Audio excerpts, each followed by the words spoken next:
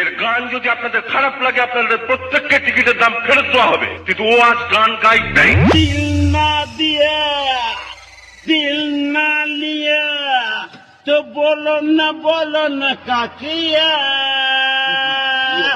ले बेटा की दुनिया में भी अगर ले बेटा प्यार न किया तो क्या किया।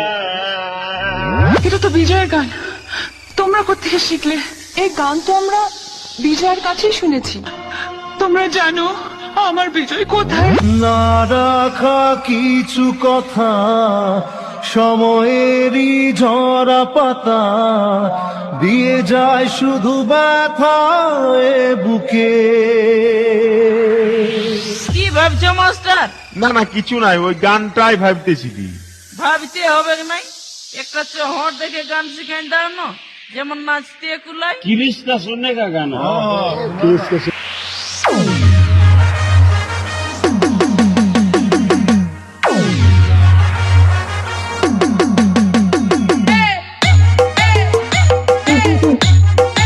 মালিক দিচ্ছি মালিক দিচ্ছি মালিক দিচ্ছি হিজল না হিজল না হিজল না হিজল না হিজল না